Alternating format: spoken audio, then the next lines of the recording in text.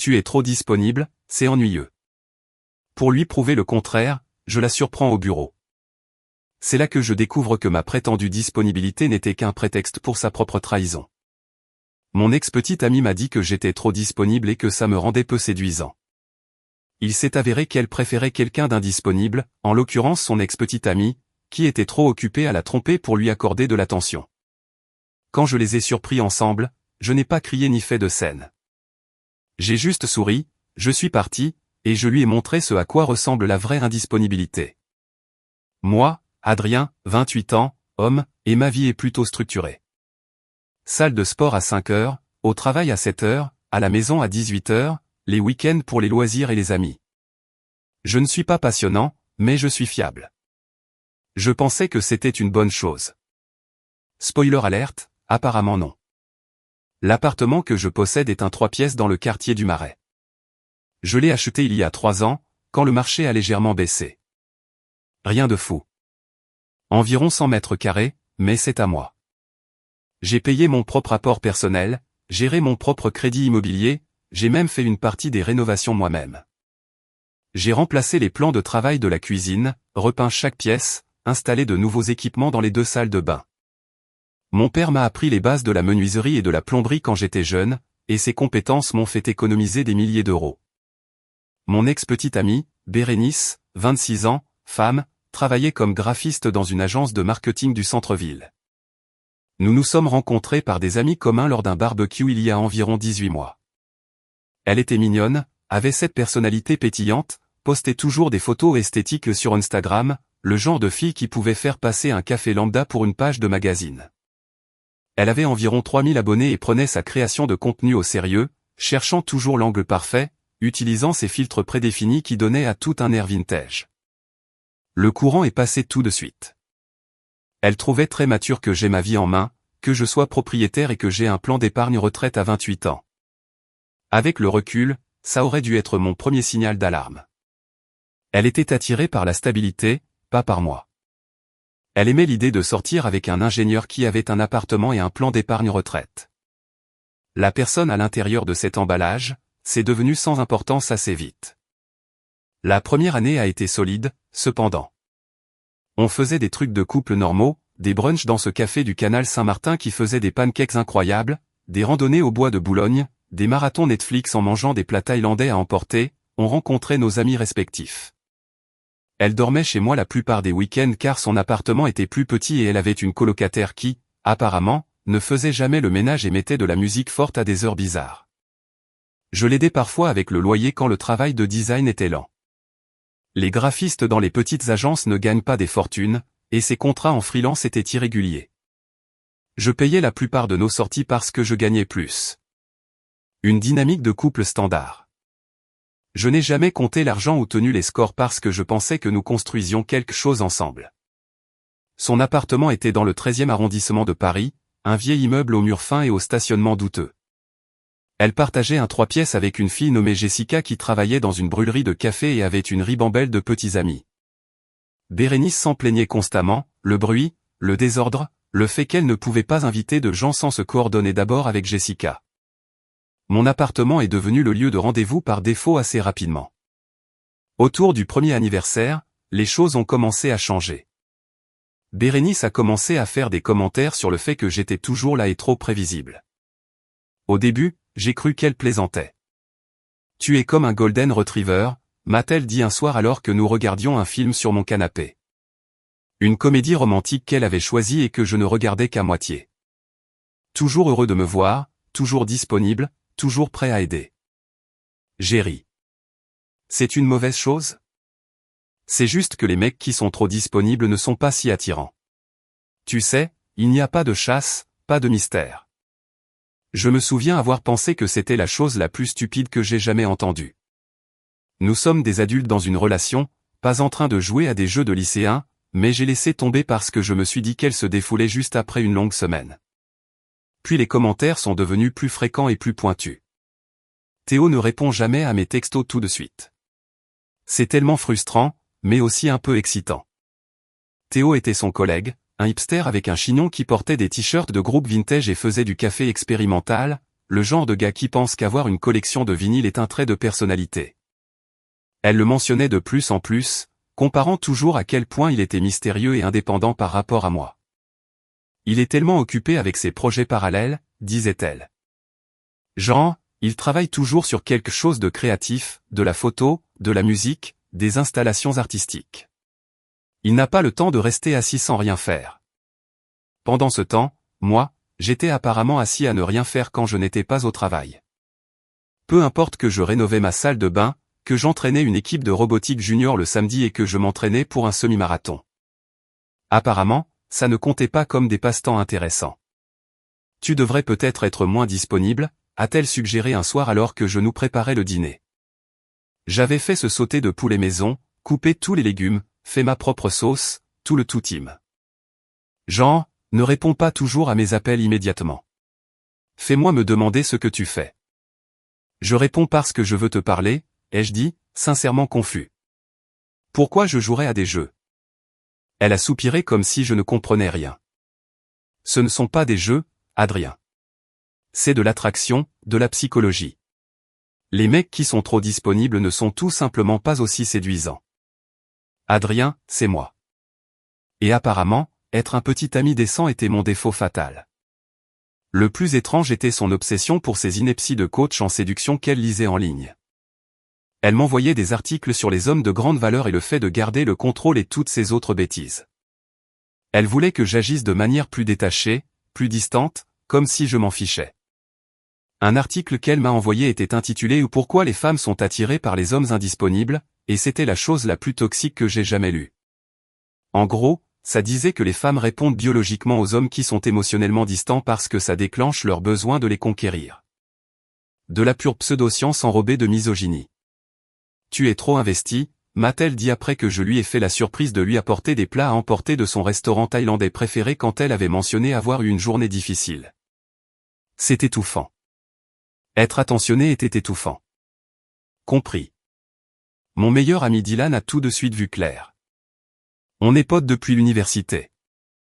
C'est un type franc qui ne mâche pas ses mots, il travaille comme conseiller financier, a sa propre vie en main et n'a aucune patience pour les drames relationnels.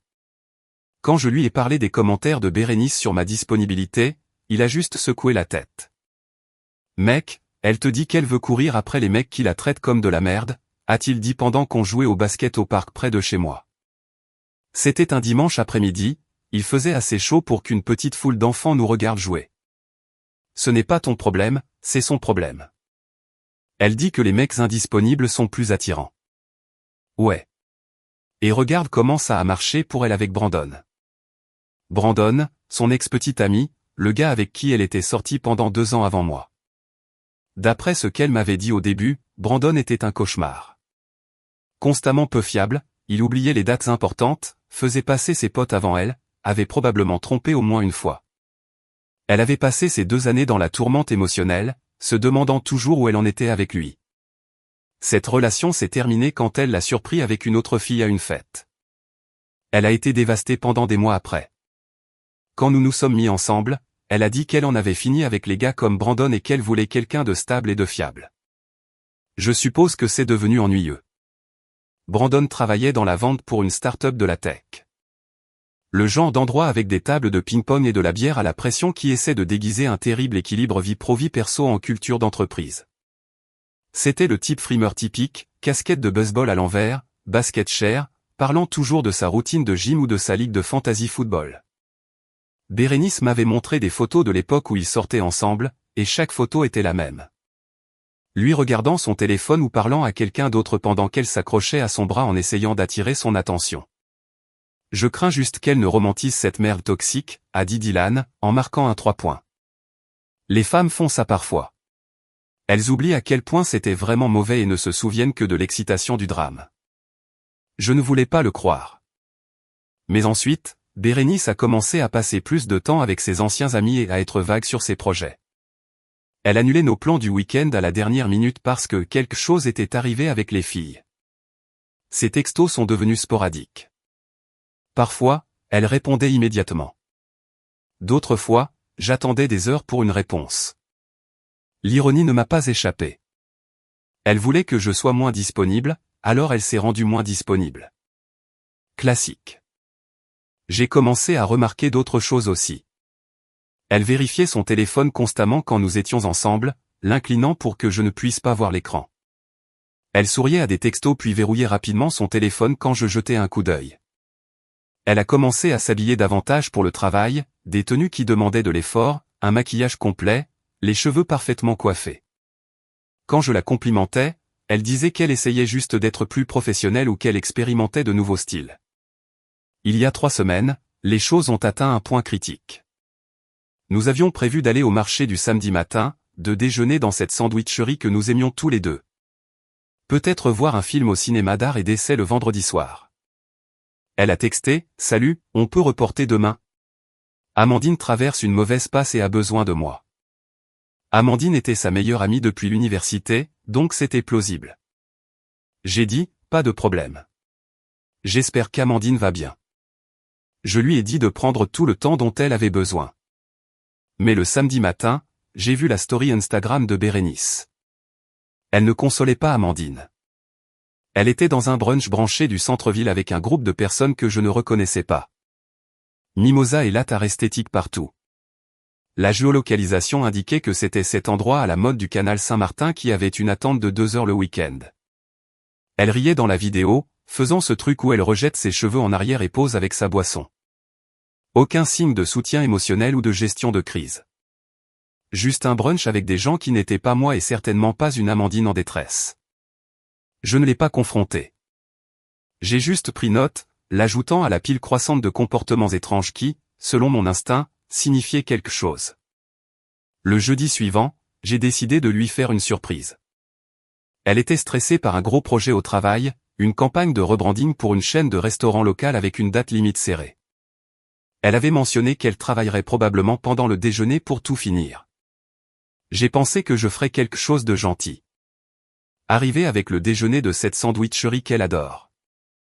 Peut-être égayer sa journée. Le geste du petit ami attentionné qui me rendait apparemment peu séduisant, mais peu importe. J'ai quitté le travail vers 11h30, je suis allé à la sandwicherie, j'ai fait la queue pendant 15 minutes, je lui ai pris le sandwich club dinde avocat avec un supplément de cornichons qu'elle commandait toujours. J'ai ajouté un paquet de ces chips artisanales qu'elle aimait et une limonade. Le tout a coûté environ 20 €, mais elle en valait la peine. C'est ce que je pensais. L'immeuble de son bureau a un hall ouvert avec un bureau d'accueil, mais j'y étais allé assez souvent pour que la sécurité me reconnaisse. Le garde principal, un homme plus âgé nommé Thomas, qui avait toujours des mots croisés à son poste, m'a fait signe de passer quand j'ai montré le sac à sandwich. Livraison de déjeuner, a-t-il dit en souriant, vous essayez de marquer des points. C'est un homme bon. Elle a de la chance. Si seulement il savait. J'ai pris l'ascenseur jusqu'au 3e étage où se trouvait son studio de design, le sac à sandwich à la main. Je me sentais plutôt bien d'être un être humain décent. Les portes de l'ascenseur se sont ouvertes et j'ai marché dans le couloir, passant devant des salles de conférence aux murs de verre où des gens tenaient des réunions. Le studio de design était au bout du couloir, derrière des portes doubles généralement ouvertes. Le studio a un plan ouvert avec des bureaux et des postes de travail dispersés. Murs en briques apparentes, éclairage industriel, l'esthétique typique d'une agence de création. La plupart des gens étaient à leur bureau, la tête baissée, en train de travailler. J'ai cherché la place de Bérénice dans le coin arrière. Elle aimait être à l'écart du passage principal pour mieux se concentrer. C'est là que je l'ai vue. Bérénice était à son bureau, mais elle n'était pas seule. Un gars était appuyé contre son espace de travail et il riait de quelque chose. Sa main était sur son bras et elle avait ce regard. Celui où ses yeux pétillent et où elle incline la tête en jouant avec ses cheveux. Le langage corporel était sans équivoque. Ce n'était pas une petite conversation entre collègues. C'était du flirt. Du flirt appuyé. En m'approchant, j'ai réalisé qui c'était. Brandon, son ex-petit ami. Le gars indisponible qui la traitait comme de la merde et l'avait probablement trompé. Ils étaient si absorbés par leur conversation qu'ils ne m'ont pas remarqué approcher. Je pouvais entendre leur voix maintenant, entendre la familiarité et le confort qui viennent de l'histoire. J'ai capté des fragments de ce qu'ils disaient. Tu te souviens de cette fois au chalet du lac, disait Brandon, souriant comme un idiot. Ses dents étaient trop blanches, probablement blanchi. Il portait un de ces t-shirts moulants à col en V qui montraient ses muscles de gym. Oh mon Dieu, oui. Bérénice était pratiquement rayonnante.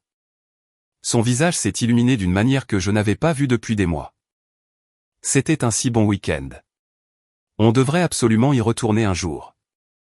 Sa main était toujours sur son bras. Il la regardait. De la façon dont les gars regardent les filles avec qui ils couchent, pas les filles avec qui ils sont sortis il y a 2 ans. La façon dont ses yeux descendaient constamment vers ses lèvres. La façon dont il se penchait dans son espace. Tout était là. Je me suis arrêté à environ 3 mètres, juste à regarder. Une partie de moi voulait se manifester, mais une autre partie, la partie mesquine, voulait voir comment cela se terminerait. Je voulais voir combien de temps il leur faudrait pour me remarquer, planter là comme un idiot avec un sac à sandwich. Brandon a dit quelque chose qui l'a fait rire et elle lui a poussé l'épaule enjouée. C'est à ce moment-là que Théo est passé, le collègue hipster dont elle m'avait tant parlé. Il avait son ordinateur portable sous un bras et un café à la main, se dirigeant vers la salle de pause. Il les a vu le langage corporel, puis m'a remarqué debout là. Son expression disait tout. Mec, je suis désolé que tu vois ça. Théo a croisé mon regard, a regardé Bérénice et Brandon, puis de nouveau moi. Son visage est passé de neutre à sympathique. En environ 2 secondes, il m'a fait un petit signe de tête négatif, comme pour dire « c'est pas bon ». J'ai levé le sac à sandwich et haussé un sourcil en direction de Théo, comme pour dire « est-ce que ça vaut même la peine ?» Il a simplement secoué la tête plus fermement et a articulé « désolé », avant de disparaître dans la salle de pause comme s'il ne voulait rien avoir à faire avec ce qui allait se passer. C'est là que j'ai décidé de mon approche. Pas de drame, pas de scène, pas d'émotion, juste une reconnaissance et une sortie. Je me suis approché nonchalamment, me suis arrêté juste à côté du bureau de Bérénice et me suis raclé la gorge. Salut. La tête de Bérénice s'est tournée brusquement vers moi, et la couleur a quitté son visage. Sa main a violemment retiré le bras de Brandon comme si elle s'était brûlée. Adrien, qu'est-ce que tu... Je ne savais pas, je t'ai apporté à déjeuner, ai-je dit, en brandissant le sac. Ma voix était calme, presque enjouée, comme si je venais d'entrer dans une situation normale et non dans ce que c'était. Puis j'ai regardé Brandon et j'ai tendu la main comme si nous nous rencontrions à une conférence d'affaires. Tu dois être Brandon. J'ai beaucoup entendu parler de toi. Brandon, à son crédit, avait l'air confus, mais m'a quand même serré la main. Sa poignée était ferme. Probablement un de ces gars qui pensent qu'une poignée de main est une affaire de domination. Ouais. Et toi, tu es Adrien, le petit ami. Je me suis retourné vers Bérénice, qui avait l'air de vouloir que le sol l'engloutisse.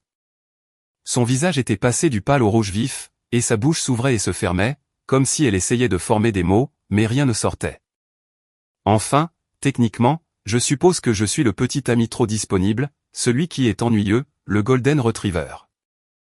J'ai posé le sac à sandwich sur son bureau, juste à côté de son clavier. Elle l'a fixé comme si c'était une bombe. Quoi qu'il en soit, vous avez clairement des choses à vous raconter. Je vais vous laisser reprendre. Bérénice s'est levée si vite que sa chaise a roulé en arrière et a heurté la cloison derrière elle. Adrien, attends. Ce n'est pas Brandon est juste passé pour. Laisse tomber, ai-je dit calmement, en souriant même. Le sourire me semblait étrange sur mon visage, mais je l'ai maintenu parce que je savais que ça la déstabiliserait plus que la colère. Tu voulais de l'indisponibilité ? Te voilà servi. Passez une bonne journée. Je me suis retourné et je suis sorti. Je n'ai pas regardé en arrière. Je n'ai pas attendu d'explication. Je ne lui ai pas donné la satisfaction de me voir contrarié. Je me suis juste dirigé droit vers l'ascenseur, la tête haute et les épaules droites. Derrière moi, j'entendais la voix de Bérénice devenir plus forte, paniquée. Adrien, s'il te plaît. Ce n'est pas ce que tu crois. Reviens. Les portes de l'ascenseur se sont fermées avant qu'elle ne puisse m'atteindre, et j'ai vu son visage disparaître tandis que les chiffres défilaient. 3e étage, 2e étage, 1er étage, hall. Thomas, le garde de sécurité, a levé les yeux quand je suis passé. C'était rapide. Elle n'a pas faim ? Elle a d'autres projets, ai-je dit et j'ai continué à marcher. Le trajet de retour à la maison était surréaliste. Pas de colère, pas de chagrin, juste cette étrange acceptation calme. Comme quand on comprend enfin la réponse à un problème qui nous tracasse. Bérénice ne voulait pas d'une relation. Elle voulait le drame et l'incertitude de courir après quelqu'un qui se fichait d'elle. Et je n'allais pas rivaliser avec ça. Mes mains étaient stables sur le volant. Ma respiration était normale. Je ne ressentais rien. Ou peut-être pas rien. Peut-être juste de la clarté. Le brouillard qui avait obscurci mon jugement pendant des mois s'était soudainement levé et je pouvais voir tout tel que c'était vraiment. Quand je suis rentré à la maison, j'ai fait ce que toute personne rationnelle ferait. J'ai bloqué son numéro, je suis allé dans mes contacts, j'ai trouvé son nom et j'ai appuyé sur le bouton de blocage. Puis je l'ai bloqué sur Instagram, Snapchat, Facebook, toutes les plateformes. J'ai passé environ 10 minutes à parcourir mes réseaux sociaux et à la retirer systématiquement de ma vie numérique. Je suis allé dans mon téléphone et j'ai supprimé toutes nos photos ensemble. Environ 400 photos documentant 18 mois de relation. J'ai fait de tout sélectionner. J'ai fait de supprimer. Confirmer la suppression. Disparu. J'ai pris la photo de nous sur mon bureau. Celle d'une randonnée où nous avions atteint le sommet du Mont Blanc et où quelqu'un avait pris notre photo avec la vue derrière nous. Et je l'ai jetée à la poubelle. Je ne l'ai même pas sortie du cadre. J'ai juste laissé tomber le tout dans la poubelle de la cuisine. J'ai mis en boîte les affaires qu'elle avait laissées chez moi. Quelques vêtements dans mon placard, des articles de toilette dans la salle de bain, quelques livres sur mon étagère, sa tasse à café préférée, j'ai trouvé une boîte en carton dans mon placard de rangement et j'ai méthodiquement tout emballé, sa brosse à dents violette. Son nettoyant pour le visage, le sac de nuit qu'elle gardait ici, 3 paires de chaussures, un sweat à capuche qui disait le Festival de Paris 2023, 2 livres de photographie qu'elle lisait, son chargeur de téléphone, une bouteille à moitié vide du shampoing cher qu'elle aimait. J'ai tout mis près de la porte, les scotché, et j'ai écrit Bérénice sur le côté avec un marqueur. Puis j'ai envoyé un texto à Dylan. Tu avais raison. C'est fini. Il a appelé immédiatement. Qu'est-ce qui s'est passé? J'ai tout expliqué. Le déjeuner surprise, le fait de la surprendre avec Brandon, la main sur son bras, le langage corporel, la sortie calme. Mec, c'est glacial. Je suis fier de toi. Merci. Je me sens bien, en fait. Étrangement bien. C'est parce que tu l'as vu venir. Ton instinct savait que quelque chose n'allait pas. Il avait raison. Une partie de moi savait depuis des semaines que Bérénice se détachait de la relation. L'affaire Brandon n'a fait que le confirmer. Mon subconscient avait capté des signaux que mon esprit conscient ne voulait pas reconnaître. Elle va faire exploser ton téléphone, a prédit Dylan. Quand le choc passera et qu'elle réalisera que tu as vraiment fini, elle va paniquer. Je l'ai déjà bloqué. Malin. Tiens bon. Quoi qu'il arrive, j'ai vu des mecs céder après que les pleurs commencent. Ne sois pas ce gars-là. Je ne le serai pas. Bien. Tu veux que je passe? On peut commander une pizza, jouer à des jeux, faire comme si les femmes n'existaient pas pendant quelques heures. Non, ça va. Je vais juste décompresser. Ce soir-là, j'ai commandé une pizza, joué aux jeux vidéo et je me suis couché à une heure raisonnable. J'ai dormi comme un bébé. Pas de retournement dans le lit. Pas d'obsession sur ce que j'avais vu. Pas de questionnement sur une éventuelle réaction excessive. Juste un sommeil profond et sans rêve. Le lendemain matin, je me suis réveillé dans le chaos. Voyez-vous, j'avais bloqué Bérénice, mais pas ses amis. Et apparemment, elle avait passé toute la soirée à essayer de me joindre, paniquant quand elle n'y arrivait pas, puis enrôlant tout son cercle social pour faire de même. Mon téléphone avait 17 appels manqués et environ 30 textos de diverses personnes. D'Amandine, Adrien. Bérénice panique. S'il te plaît, appelle-la. Elle est désolée. Elle jure qu'il ne s'est rien passé. Elle a pleuré toute la nuit. De sa colocataire Jessica, elle a fait une erreur, mais elle t'aime. S'il te plaît, donne-lui une chance de s'expliquer, elle est au plus mal en ce moment. De Théo, le collègue hipster, mec, elle pleure au travail depuis ce matin. Peut-être que tu devrais l'écouter. Elle dit que c'est un malentendu.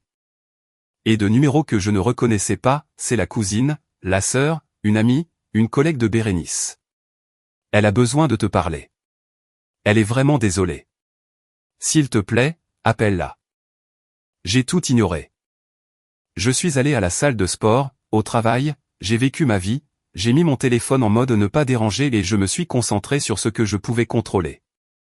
À la salle, j'ai couru 8 km sur le tapis de course, plus vite que d'habitude, me poussant jusqu'à ce que mes poumons brûlent et que mes jambes me fassent mal.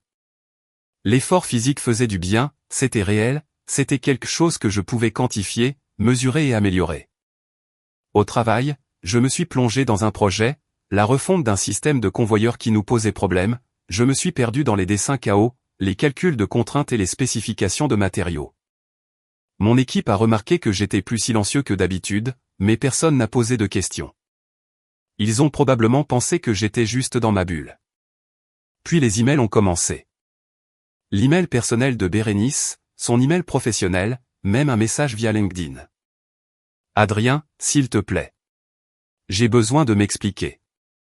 Brandon est juste arrivé à l'improviste. On ne faisait que parler. Il ne s'est rien passé. Tu surréagis. S'il te plaît, appelle-moi. On peut arranger ça. Tu me manques. Surréagir.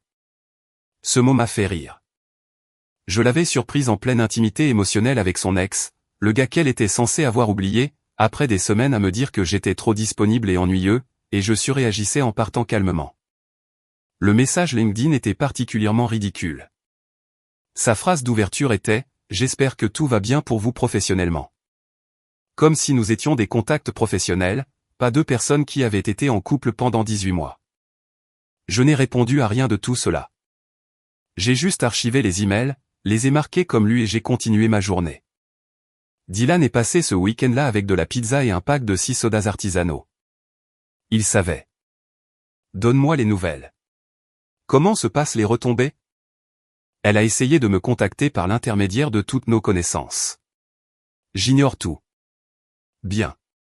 Laisse-la mariner. Il a ouvert une boîte à pizza, moitié pepperoni, moitié végétarienne. Et la situation des singes volants? Ses amis n'arrêtent pas de dire que je surréagis. Que je devrais au moins l'écouter. Bien sûr qu'ils le font. Ils veulent que le drame se résolve pour ne plus être au milieu. Ne cède pas. C'est là qu'il m'a dit quelque chose d'intéressant. Aussi, j'ai entendu dire par Jacques que Brandon raconte à tout le monde que lui et Bérénice se remettent ensemble. Jacques était un autre ami commun qui connaissait Brandon depuis l'université. Ils avaient été dans la même promo. Apparemment, Brandon s'était vanté à une fête le week-end dernier qu'il avait toujours la cote avec son ex, disant que Bérénice avait enfin réalisé ce qu'elle manquait. Elle va probablement retourner en courant vers lui, a dit Dylan, en prenant une bouchée de pizza. Il la traitera à nouveau comme de la merde. Elle réalisera ce qu'elle avait avec toi, et puis elle reviendra en rampant. Et je dirai toujours non. Exactement. Tu n'es pas un plan de secours. Tu n'es pas une option vers laquelle elle peut revenir quand l'option excitante ne fonctionne pas. Nous avons passé le reste de la soirée à jouer aux jeux vidéo et à parler de tout sauf de Bérénice. Dylan m'a mis au courant de ses drames au travail. Un client qui n'arrêtait pas de changer d'avis sur les plans de retraite. Je lui ai parlé du projet de convoyeur et de l'équipe de robotique junior que j'entraînais. Des trucs de la vie normale. Ça faisait du bien. Le lundi matin a apporté le vrai divertissement. J'étais à mon bureau au travail quand j'ai reçu un email d'une adresse que je ne reconnaissais pas. Objet, tu mérites de savoir la vérité. J'ai failli le supprimer comme un spam, mais la curiosité l'a emporté. Le nom de l'expéditeur était Jennifer, ce qui ne me disait rien. L'email venait de quelqu'un nommé Jennifer, qui prétendait être la petite amie de Brandon. Attends, quoi? Brandon avait une petite amie? Apparemment, Brandon avait une toute autre vie que Bérénice ignorait. Jennifer, un appartement à l'autre bout de la ville, à Versailles, et une relation d'environ 8 mois. Jennifer avait découvert l'existence de Bérénice par des amis communs qui les avaient vus ensemble à ce brunch.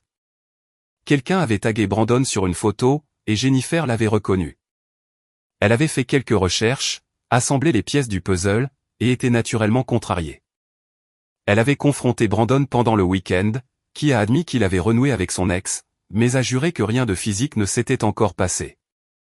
Le « encore » étant le mot-clé. Jennifer ne l'a pas cru et voulait que je sache que nous avions tous les deux été joués. Elle a dit qu'elle sentait que j'avais le droit de savoir quel genre de personne Bérénice était vraiment. Elle avait joint des captures d'écran d'échanges de textos entre Brandon et Bérénice remontant à environ 3 semaines. Les messages étaient aguicheurs, nostalgiques, exactement ce à quoi on s'attendrait de deux personnes qui ravivent quelque chose. Brandon, j'ai beaucoup pensé à toi ces derniers temps. Ce qu'on avait me manque. Bérénice, ça me manque aussi. Les choses avec Adrien sont si ennuyeuses. Il est comme un petit chien. Toujours là. Toujours enthousiaste. Il n'y a aucune excitation. Brandon, je me souviens que tu aimais l'excitation. On devrait aller boire un verre et se retrouver correctement. Bérénice, ça me plairait. Quand es-tu libre? Brandon, mardi soir. À cet endroit sur la rue Oberkampf où on allait. Bérénice, parfait. J'ai hâte de te voir. La chronologie avait du sens. Le report du samedi où elle avait prétendu qu'Amandine avait besoin d'elle. Elle était sortie avec Brandon. Les textos tard le soir qui prenaient des heures à obtenir une réponse. Elle lui textait probablement à la place. L'effort supplémentaire avec son apparence. Elle essayait de l'impressionner. 3 semaines de planification et de flirt dans mon dos tout en me disant que je devais être moins disponible. J'ai transféré l'email de Jennifer sur mon compte personnel pour archivage, puis j'ai répondu « Merci pour l'info ». J'ai rompu avec Bérénice la semaine dernière après les avoir surpris ensemble à son bureau. Bonne chance avec ta situation. Jennifer a répondu en quelques minutes. J'ai rompu avec Brandon ce matin. Je lui ai montré les captures d'écran de ses textos avec Bérénice et je lui ai dit que c'était fini entre nous. On a tous les deux échappé à une balle avec ces deux-là.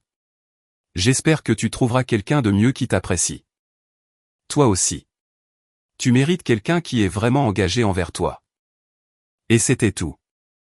2 relations implosées parce que Brandon et Bérénice voulaient courir après le drame qu'ils avaient eu des années auparavant, l'excitation de se voir en cachette, le frisson de l'amour interdit, la validation d'être désirés par quelqu'un qui les avait blessés auparavant. L'ironie était magnifique.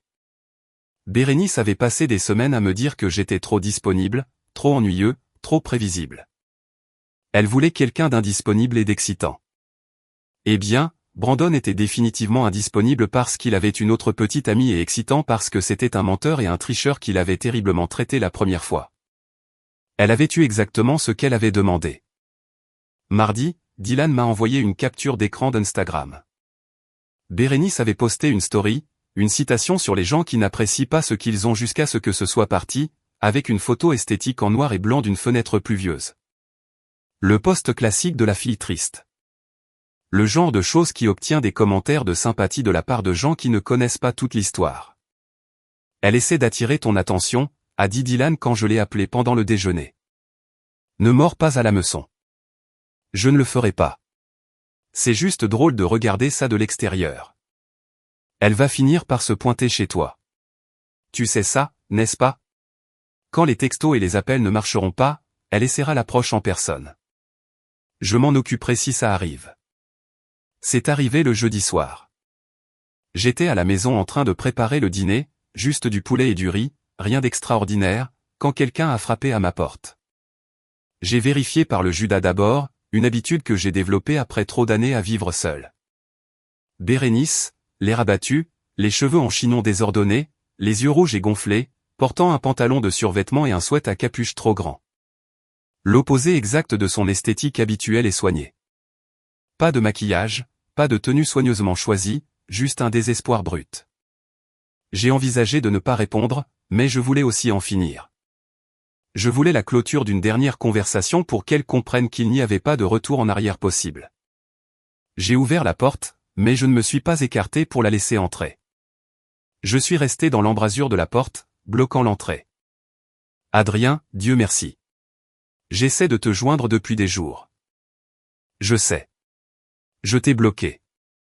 Son visage s'est décomposé, les larmes se formant déjà dans ses yeux. Est-ce qu'on peut parler, s'il te plaît? Juste 5 minutes. C'est tout ce que je demande. Il n'y a rien à dire.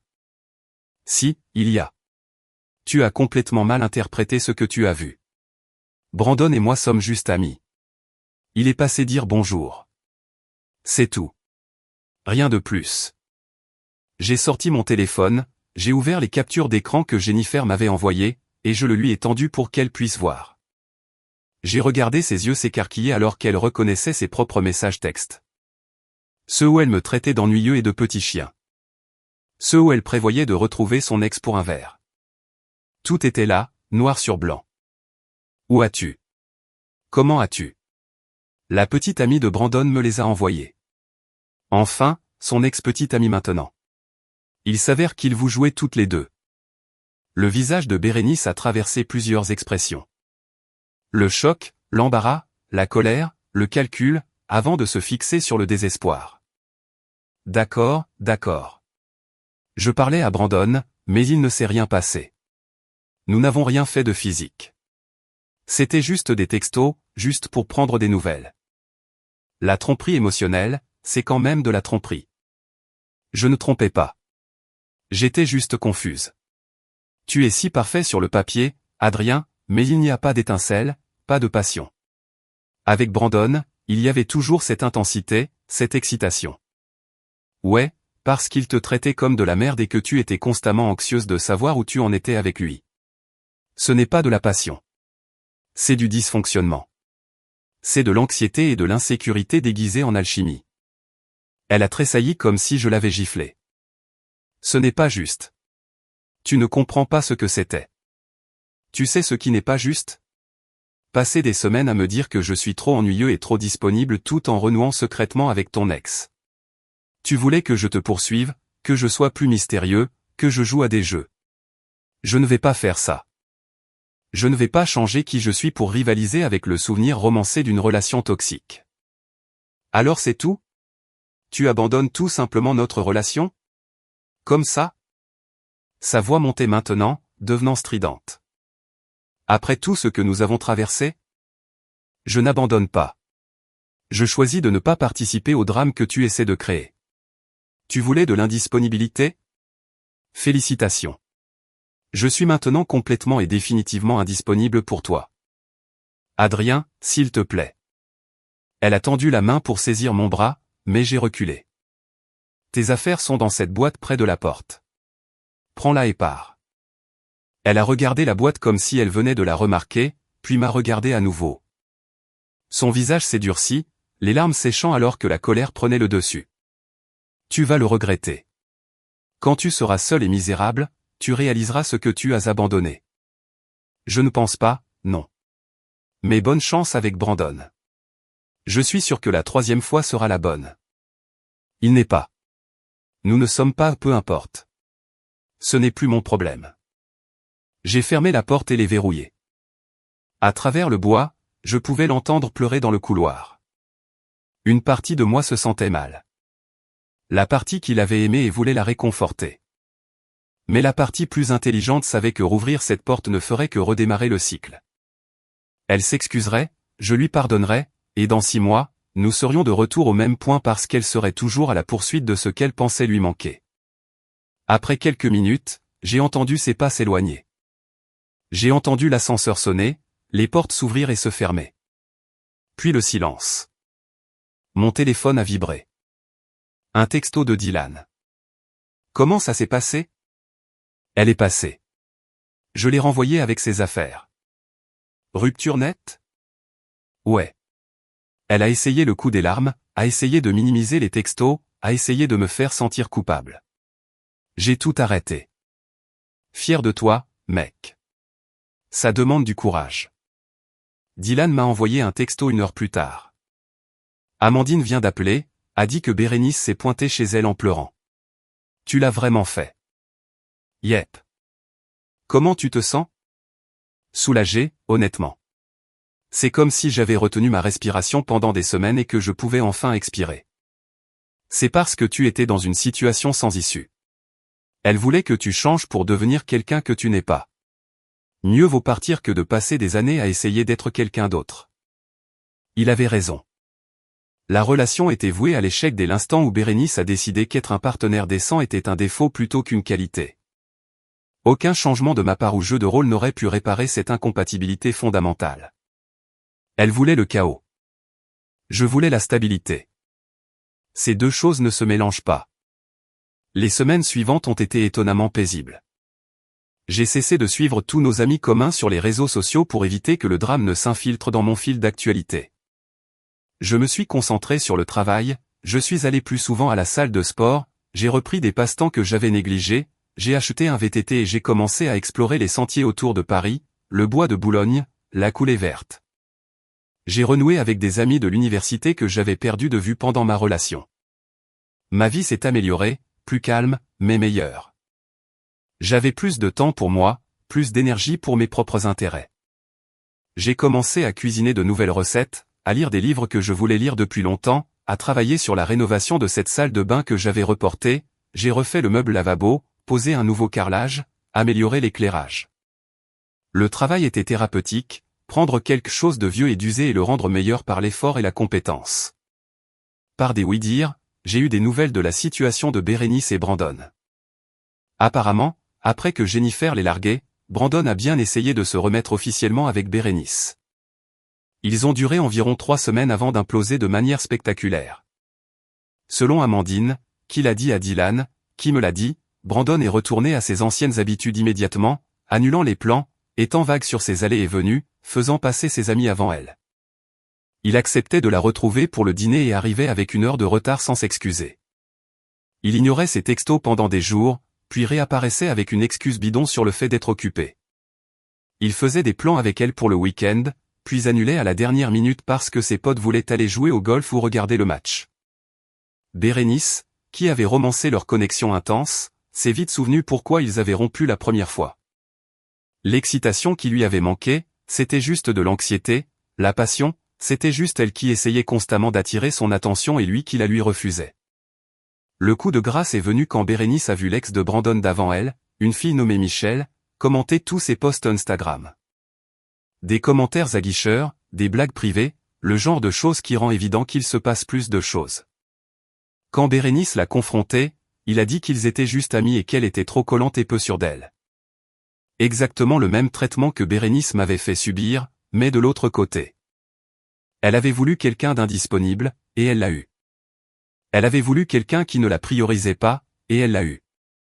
Elle avait voulu l'excitation plutôt que la stabilité, et elle a découvert que l'excitation n'est qu'un code pour l'instabilité émotionnelle. Elle a rompu après une énorme dispute où il lui a dit qu'elle était trop disponible et trop nécessiteuse. Selon Amandine, Bérénice lui avait dit qu'elle l'aimait et voulait que ce soit officiel. Et Brandon avait ri et dit qu'il n'était pas prêt pour quelque chose de sérieux. Il a dit qu'elle était dramatique et qu'elle devrait peut-être travailler sur elle-même avant d'essayer de mettre le grappin sur quelqu'un. L'ironie était si épaisse qu'on aurait pu la couper au couteau. Elle avait quitté une relation où elle était valorisée pour une où elle était jetable.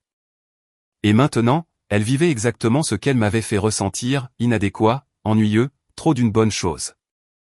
2 mois plus tard, j'étais dans un café près de chez moi, en train de lire un samedi matin, quand quelqu'un s'est assis en face de moi. Bérénice. Elle avait l'air différente, moins apprêtée, plus fatiguée, le genre de fatigue qui vient de l'épuisement émotionnel plutôt que physique. Ses cheveux étaient attachés en une simple queue de cheval, sans maquillage, elle portait un jean et un pull uni. Rien d'esthétique là-dedans. Juste une personne qui avait cessé de se soucier des apparences. « S'il te plaît, ne pars pas », a-t-elle dit avant que je puisse me lever. Sa voix était basse, presque timide. « Je veux juste dire quelque chose et puis je partirai. Je le promets. » J'ai fermé mon livre mais je n'ai rien dit. Je l'ai juste regardé et j'ai attendu.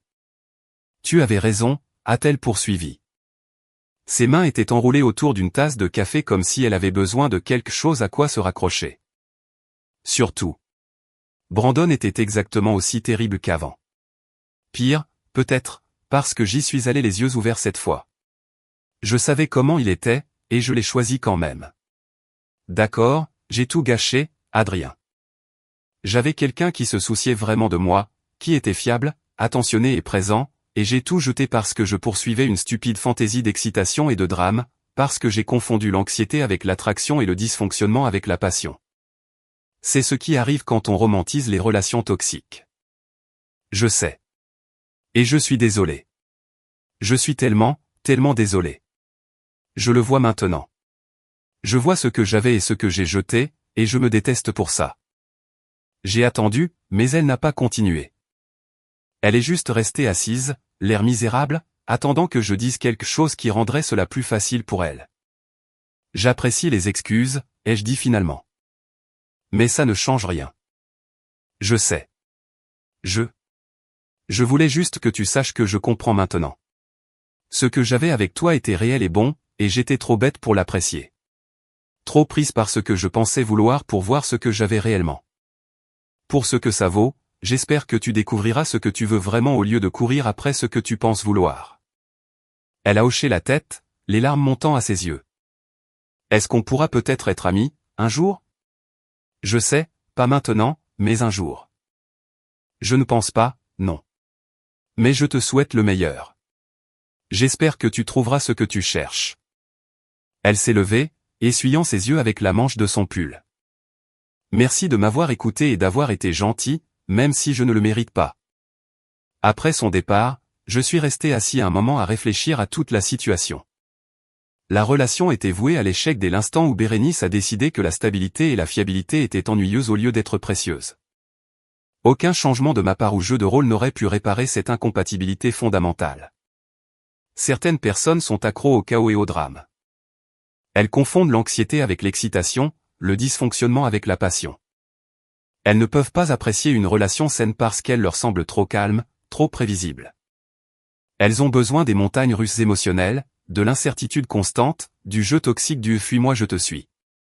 Elles ont besoin de sentir qu'elles se battent pour l'attention de quelqu'un parce que c'est le seul type d'amour qu'elles comprennent. Bérénice était l'une de ces personnes. Et peu importe à quel point elle prétendait avoir appris sa leçon, je parierais de l'argent qu'elle se retrouverait dans une situation similaire dans les 6 mois. Elle trouverait un autre Brandon, un autre gars qui la ferait se sentir inadéquate et anxieuse, et elle se convaincrait que c'était de l'amour. Ce n'était plus mon problème.